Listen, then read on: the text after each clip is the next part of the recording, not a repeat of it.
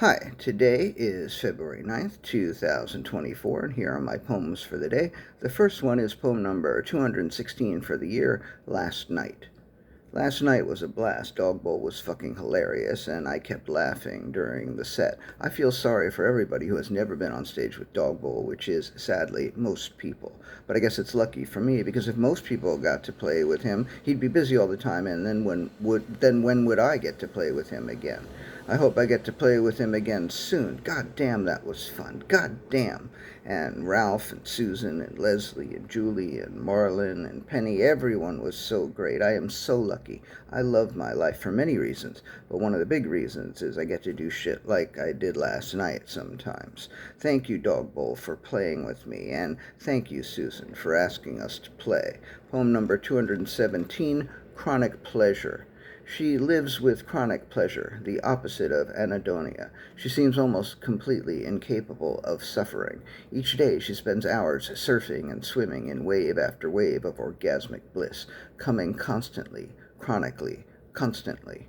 She complains to her friends sometimes, but only to make them feel better, because she knows that if they knew how much enjoyment she got out of nearly every moment of her existence, her friends would almost certainly be unable to be friends with her anymore, because no one can relate to her joy.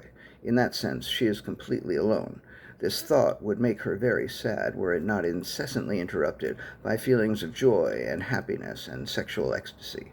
But there is no upon learning about her, one might assume that there's a catch, some twist that makes her existence meaningless and unbearable, if only occasionally.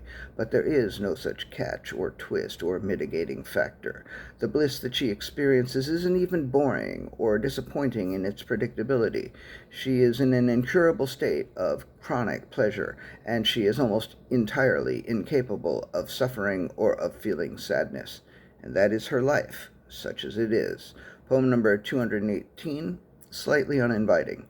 It seemed slightly uninviting, but not quite uninviting enough for him to feel slighted, like he wasn't invited. So he went inside and experienced a happiness so happy that he almost cried, because they hadn't lied. He had not been slighted. He had been invited to the exciting but slightly uninviting event.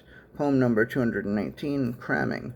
When you have room in your bag, you can be like, I can put this in it because it doesn't weigh anything. And then you might be like, I can put this in it too because it also doesn't weigh anything. And then you could be like, I can put this and this and this and this in it because none of this shit weighs anything. And so you put all that shit in your bag and then you pick it up and you're like, fuck me, this shit weighs a ton. And you're amazed at how when there's enough stuff that doesn't weigh anything, it can weigh so fucking much. And the last poem of the day, poem number 220, Trying. She kept trying, long past the point when it stopped making sense to try.